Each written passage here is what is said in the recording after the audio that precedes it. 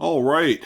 Good afternoon, ladies and gentlemen. It's Saturday, and we have another edition of the Pocket Change Market Report, this time for March 27th, 2021, the last one of March. And I would say the month of March has been absolutely incredible when it came to the pocket change market. Who would ever think that there is a pocket change market, right? The secondary market has been really active. A lot of people scooping up some of those errors that, guys like you and I are finding out there, in pocket change, coin roll hunting. Maybe you're an avid show goer, so you like to cherry pick coins at the show, or maybe a local coin shop has a bunch of these on hand. Wherever you can find these coins and then turn around and sell them raw without feeling obligated to actually send them off to the graders, because sometimes it's just not worth it. That's where you're gonna make the most amount of impact, on your wallet, your purse, or what have you. Couple key things, as always, week in, week out. We are using raw images straight from eBay from the last 24 to 48 hours. These are all fresh sales. They are not graded coins, so you're not going to find anything PCGS, NGC, anything like that. These are all raw, all right? The big idea is you find them, they're worth enough money for you to go and flip them on eBay and make money off of them. People do this all the time, myself included.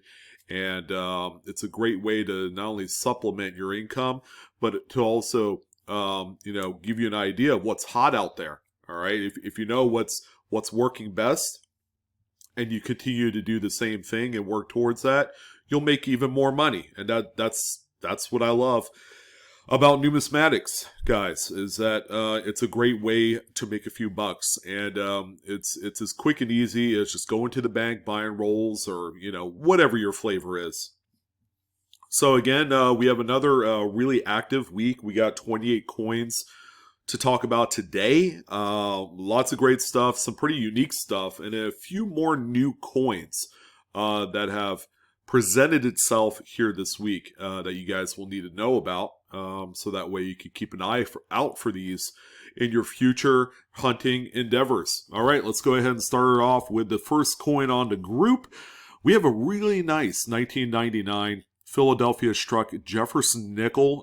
This time, this one is a really crazy looking broad strike error. This one is probably about the size of a quarter by the time it's all said and done. But it's real simple. The reason why that these occur is that when these coins are struck, sometimes the color doesn't quite, make itself known. So with the absence of a color during the strike, the metal flow has to go somewhere. So it's like squishing, what's a good example of that? Maybe some Play-Doh through a little tube or something. If you punch it through a tube, it keeps its same circumference as intended. But if that tube isn't there and you're squashing it right on the table, all that extra Play-Doh comes falling out all over the sides. So this is a really nice, cool example of this error. This one sold for $33.74. You're going to see across the board that prices are still either holding or they're going up. It really depends on what's being sold.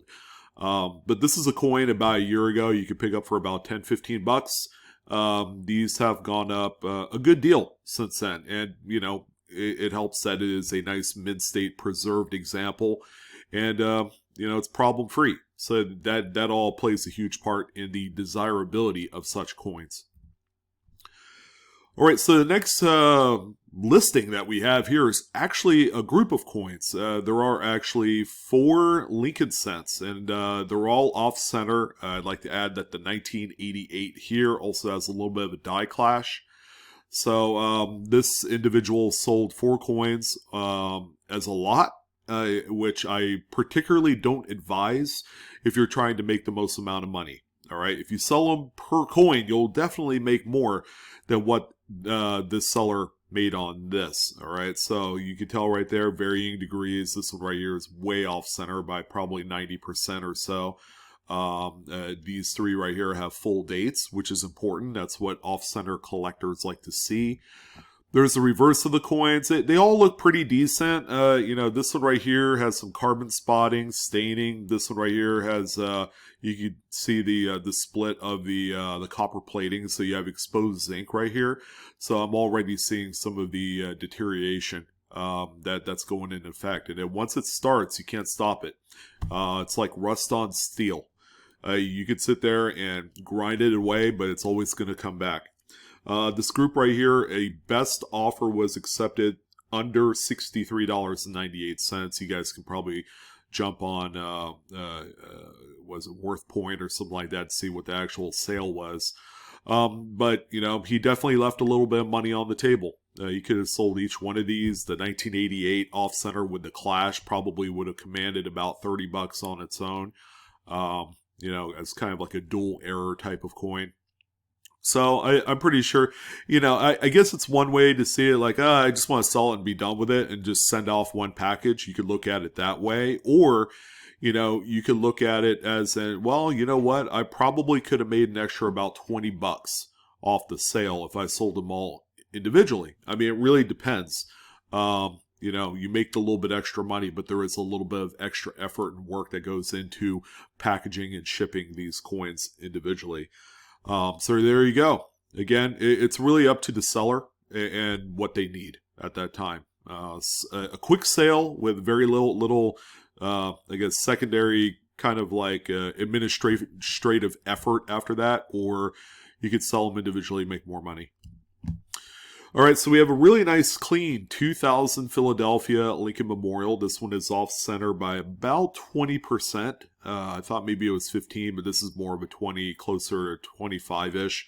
Nice mid-state example. This one right here is sold for $14.98. The later dated, you know, copper-coated zinc off-center coins, depending on the date, like a 2000 I know is really common. So 98, 99, 2000, 2001, those are all common dates for off-center struck coins. So the market is not as robust. But we'll see later on down the list a few other coins of the more modern generation that are a lot tougher to find. All right, so keep that in mind and stay tuned for that here shortly. We have a 1968 Denver Lincoln Memorial cent. This one is, you know, it's circulated. It's got a nice brown patina. You know, it's probably an XF45. If I had to guess a grade, it's still got plenty of meat on the bones. But aside from that, it doesn't really look like a whole lot. Just a copper penny, right? Upon closer examination, this one is actually a repunch mint mark. This is indeed the RPM number 1, and a very desirable one at that, where you have the underlying D west of the primary mint mark. All right, so you know, with things like this, you can see them a lot easier when you have a magnifier. So if you do need them, they are inexpensive. I got them below in my Amazon links in the description box. Go ahead and check some out. I mean, if you need to spend $10 or less for one, that is an indispensable tool when it comes to cherry picking. All right, so I definitely recommend it. But this 68D over D right here is a really nice coin. It's sold for $7.95. It doesn't seem like a whole lot of money, but you know, if you string along a whole bunch of like $7 to $10 coins in a sale, you know, I mean, that's where it all adds up. You know, you sell one for $7, you sell the next one for 12, and then another one for 5. You know, they all add up, and then before you know, you have $100 in your PayPal account. All right, so this is a coin that's been on my not so much to-do list, but to-find list. I've always wanted to find a 1939 doubled die reverse. These are also referred to as the doubled Monticello or doubled Monticello, however you want to pronounce it. Jefferson Nichols. All right, this is not only is it in the Red Book, it's in the Cherry Picker's Guide. This is a marquee variety in modern coins, highlighted by some of the most strongest of doubling, as you can see here. Monticello is more out of focus, but that's like the main feature of this coin. But take a look at 5 cents. Just simply incredible. A coin like this one's probably graded around maybe in a VF35, XF40, pretty decent grade. sold for $119.95. These coins across the board, regardless of grade, are extremely desirable and very valuable. All right. All right, so we have a simple 1987 P Roosevelt dime. As you can see, this one's got a little bit of a curved rim clip right here. You got some pretty good Blakesley effect on the opposite side of the coin from that clip. It's a single clip, ladies and gentlemen. This one sold for $10.50. Again, it doesn't seem like a whole lot, but at the same time, it's a very minor rim clip, and some people would think, whoa, that's $10? I pegged it for like $1 to $2. Well, it's a different world these days.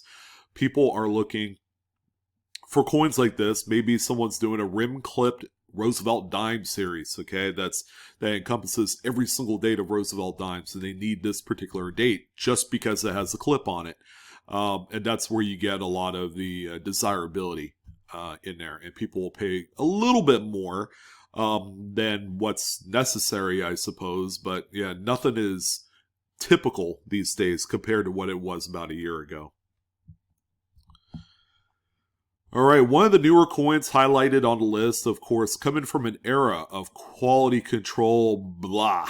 We have a 2020 Philadelphia Jefferson nickel. This one is in pretty remarkable shape. It looks new. It's a BU coin, of course. It's got the requisite little bag marks and nicks all over the place. But what really sets this one apart is this great big strike through right on the building here. Pretty nice. It's actually a lot deeper than it looks. It's just amazing. And to make it a little extra bonus ball out of this one, it does have the feeder finger scrapes right here. All right, so the feeder finger actually scraped on the die as it was seating the blank planchet before the strike. And then there you go. That's how it's translated onto the coin. But that strike through with a bunch of probably grease and debris and metal shavings and all sorts of other gunk is what made this happen right here. All for that sold for $14.45. Not bad for a brand new coin. So there have been people that have been complaining about the quality control issues through the mint. I say bring it on, because you know what happens. Bad quality control equates to errors, and that's what we as collectors love. So, yeah, keep it up, guys. I love looking for stuff like this, and the fact that the secondary market is embracing the new 2020 and 2021 mint errors says a lot. All right. All right, so we have a Lincoln Memorial cent. We don't even know what the date is because this puppy was struck through a ridiculous amount of grease. Okay, you can see it plainly clear on not only the obverse of the coin, but the reverse. All right, so both sets of dies had just a huge amount of grease on there before this coin was struck. Poor coin, never stood a chance. But this is one of the more kind of like very ridiculous looking strike throughs, especially through grease. It's because it affects both sides. This one right here is sold for $15.45. Not bad. All right, so I think we have a Jefferson nickel, or maybe we have just part of one, but this is a Jefferson nickel, no date. It's a uniface because it doesn't even have any features on the back. This one right here is off-center struck by about 80%. Give or take, and it's pretty decent for what it is. It's a good kind of like wow factor. Hey, show this to your buddy type coin. But in terms of like personal collection type, people want those off-center struck examples with a full date. So this one is more of like a mystery. What date could it be? It could be a 99 or an 89 or something. This one here is sold for $11.70. If it had a readable date, this would have been a 5x coin, so it probably would have been at $50 to $60 range. All right, so if you're a fan of going through classic coins, there are coin dealers and shows that have these things, by the bucket full, and they'll say, oh yeah, pick any coin, 50 cents. That's where you would find this coin. It does have a nice readable date. It's 1868, and this one right here, good job by the seller for even identifying this coin, but it is a repunch date. Kind of hard to tell, but you can see the extra curls at the bottom of the 8, the 6, just the fatness of the 8 here. And then normally you would see the splitting of the bottom serif of the 1. But just a really cool coin. A coin, again, that probably was obtainable for like $1 or $2 or $3. You know, it's very cheap. This one right here is sold for $34.99. So that's a pretty good flip right there. If that was your kind of like goal for cherry picking this coin. All right, so we have a number of coins coming up here, all featuring CUD die breaks. All right, so just to reiterate, when you come across a coin with a big old gob of something, and it's like right up on the rim, that's what they call a CUD. All right, so how this happens is, you know, just like an automobile, you know, the more you use the car, the more wear and tear that's subjected through. Okay, and that's the same for any piece of machinery. It could be a lawnmower, it could be a blender. These things crap out over time. So a mint press, same deal. All right, man, these things are shooting off coins at a rapid rate. You know, the pressure is really strong on them. So those poor little working dies, they end up going through the paces every single day. All right, it's very common to see, you know, 750,000 coins struck from a set of dies. And then when you get toward the tail end of the life of those dies, man, things can go wrong. Just like the wear and tear factor, you have little pieces of die that fall off, you get these little stress cracks, all sorts of things. So this is how it's translated onto a coin. When a piece of that die had fallen off, that's reflected onto the edge of the coin and into the design devices. That's what a CUD is. This one right here is sold for $64.50. First in a line of few other CUDs that we're going to talk about. Here's another one right here. This time the CUD is on the obverse. You can see it right here attached to Roosevelt's dome piece. This one's a 1983 Philadelphia. A lot of the CUDs that I've seen are coming from the Philadelphia Mint, so take note of that. But this coin right here, you can even see the weakness on the opposite side of the coin. Again, it's got its issues. It's got a bunch of like nicks and little dings and all that on the obverse, which, you know, some would see as a detractor. But fortunately, CUDs have been such a strong performer on the secondary market that people do take notice. This coin here, in spite of its warts, sold for $51.05. Outstanding sale. All right, here's a nice little off-center 2004D Washington quarter. Okay, so Denver minted coins are really tough to find off-center, especially post-2000. I've actually kept track of the market for off-center struck coins with a Denver mint mark after the year 2000, and they are few and far between. All right, so when one does come up, all right, people do take notice, and people recognize the rarity of specific dates and mints when it comes to off-center struck coins. This Wisconsin is also part of that conversation. This one right here is sold for $76.50. In contrast, if we were talking about maybe a 1992 Philadelphia Washington quarter that was off-center by about the same amount, which in this case maybe 10%, you'd be talking about a $10 to $15 coin. Huge difference. All right, we have another CUD, and this is actually a little bit more common of a CUD. In spite of its size, this one is available out there in actually quite a few numbers.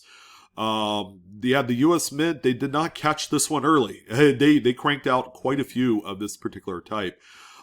It could be like maybe, you know, like a mid-80s quarter is what it's speculated on, just because of the hair design and all that stuff.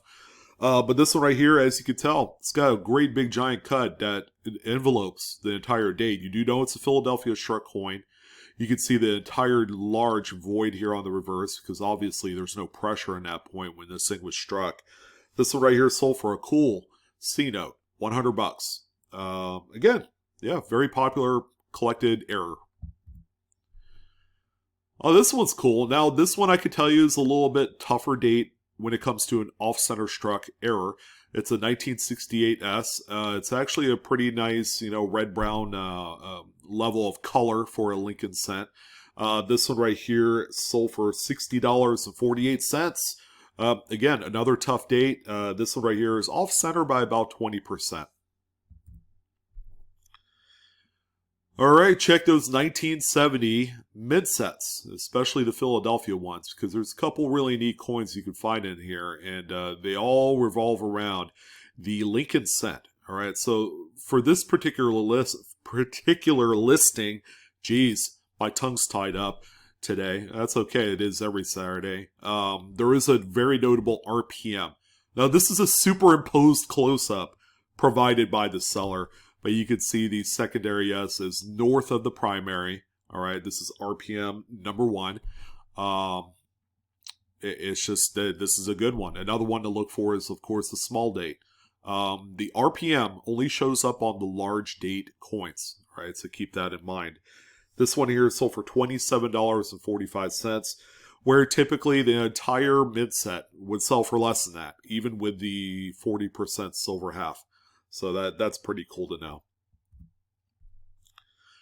All right, another relatively new coin, a 2020 Philadelphia. This is probably the first off-center strike that I've seen from this particular date. And here it is.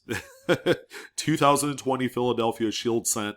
Off-center by, what, 5%, 10%, somewhere around there. You know, it's just... You don't see this that often, and because of that, it did sell for a good chunk of money. This one sold for $58. Nice high-grade example. Probably was pulled out of an original bank bag, you know, direct from the Federal Reserve Bank, which, you know, those will have some of the more appetizing errors if you could come across those bags. 1998. This one is a Philadelphia, and it's just got a large curved clip right here over the word Liberty, and you do have a good amount of Blakesley effect, so that's that flattening of this rim here. And it's cool because it also has this die crack right here. That's pretty neat. I like that. So this thing has a few things going for it. It's a nice higher grade example at that, and it sold for $18.29. All right, if you're not checking your scrap silver, you're making a huge mistake. All right, people buy silver just so they could have silver, but some of these earlier dated Washington quarters have a lot of errors. They have a lot of varieties, a lot of RPMs, over mint marks, double the dies. Man, people make a living searching through quarters, half dollars, dimes, and all that great stuff. Even I do it. It's a lot of fun. So you're not only getting the silver, but you're getting the extra added benefits of having that silver, and that's all the possibilities of varieties. This one right here is a 1950, and if you believe me or not, this is an over mint mark, D over S.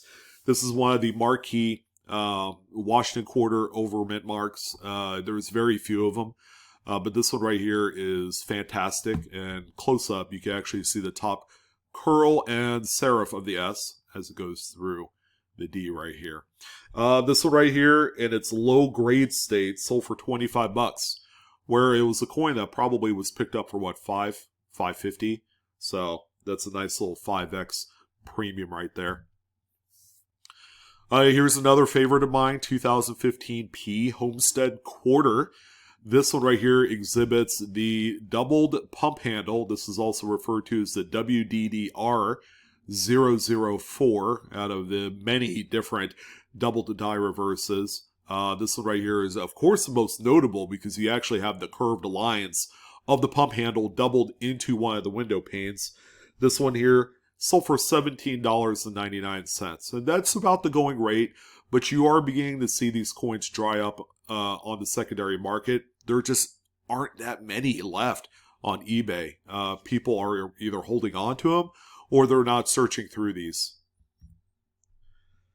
Here's a really nice 1999 Jefferson nickel. This one is double struck. So the secondary strike is about 90% off center from the primary. All right, so it does have a full date, 99D. It's a Denver. Who would have thought? You're like, oh, the Denver mint doesn't screw up. Oh, this coin contradicts that statement. What makes this one not incredibly special is it doesn't have a full date on the actual second strike, which would just put it into a different stratosphere in itself. This one right here is sold for $46.25. Just an overall really cool error if you're looking for like a statement piece for your collection. I think you could do a whole lot worse. Alright, so the bargain of the day, at first I thought was a bargain, and then you look at all of the issues on the reverse. The coin has seen a rough life, this poor thing. A no-date Jefferson nickel with this right here, with the lack of lighting and just contrast. This is a great big cut right here, alright? And it's even going all the way to the back of his neck, this is one of the most incredible CUD die breaks I've ever seen on a coin, and this one right here just completely engulfs most of Liberty, the date, mint mark. It's just amazing. What's unfortunate is you have all the scrapes and damage on the reverse of the coin, which offsets the potential value for something like this.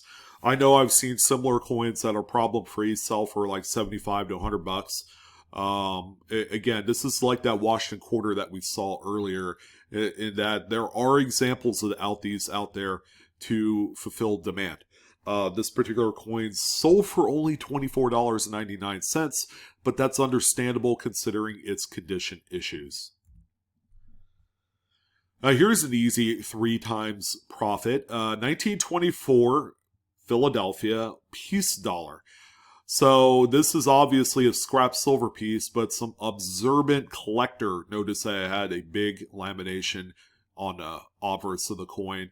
And it's something like that could turn like a $18 to $20 peace dollar into $63. All right, so people love the earlier dated like Morgans and peace dollars, great big silver rounds with errors, whether it's clips, tilted collars, this. It's just people endear to them, and they want some pretty nice, to us, this is a very basic error, a lamination peel, especially on newer coins. But when it comes to these much older coins, it's a little bit of a game changer. So this is a really nice 3x profit right here. Candy half dollar time, and this one right here is a 1979. It looks a little bit off center, and you could say it's off center, but it also is a tilted collar. All right, the pictures are really grainy on this one, but you could tell. Tilted collar, you have a partial reading on there. You got this big, thick railroad chunky rim right there. This one right here is sold for $104. Yes, I said that correctly. $104 for a clad minor error candy half dollar for all you people searching through your half dollar rolls.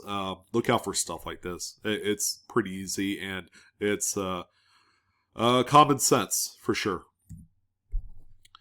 All right, so we have one of the more unique offerings from this particular PCMR, and this is actually a 1969 nickel dollar from Canada.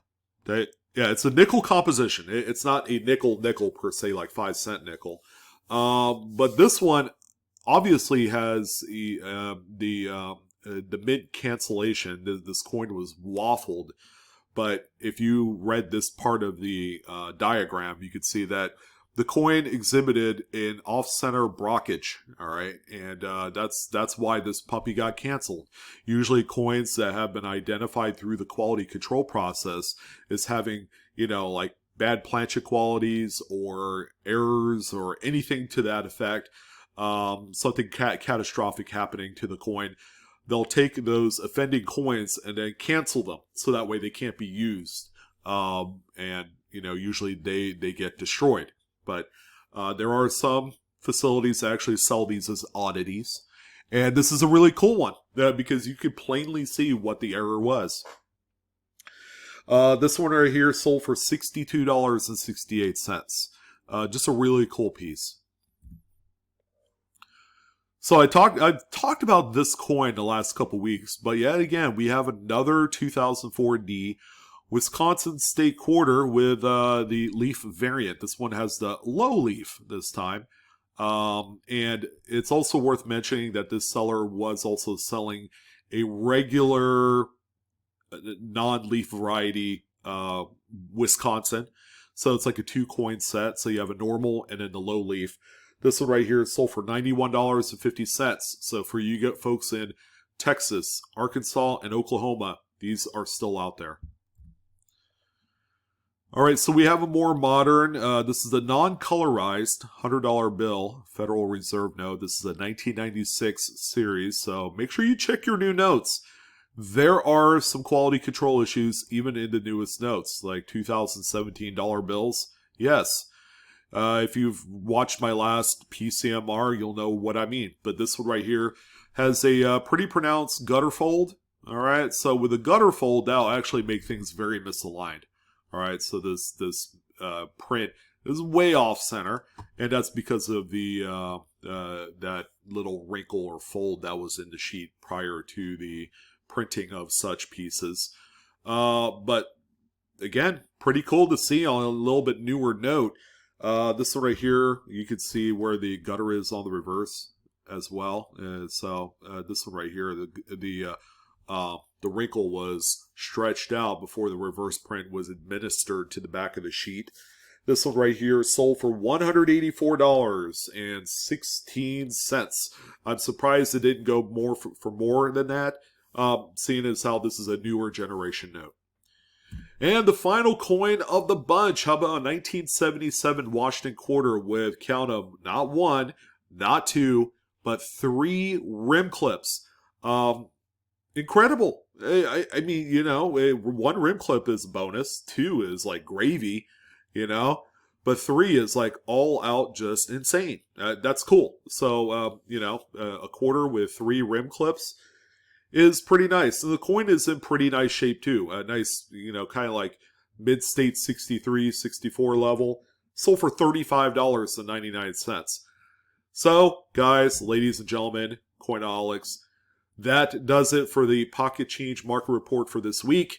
And we will be back again with another new one for the first time in April 2021. Should be a lot of fun. What do you guys think? Would love to hear your thoughts and your comments on this week's show. Do you have any one coin that you enjoyed looking at today on the PCMR? And it just goes to show you that valuables are out there to be found. All right, all it takes is, you know, looking at it. And if you do have something that's funny, why don't you go ahead and pull it aside and wait till you get confirmation on what it is. You can even email us at our live coin Q&A group, info@livecoinqa.com. If you wanted to know more about your coins, we will let you know. All right, that's why we're there, guys. Don't forget to like, share, subscribe, hit that good old bell. You know what it's for. And Coinaholics, we are discovering together. That's going to go ahead and do it for this one. You guys take care. Enjoy your weekend. And I'll see you on the next coin video. So long.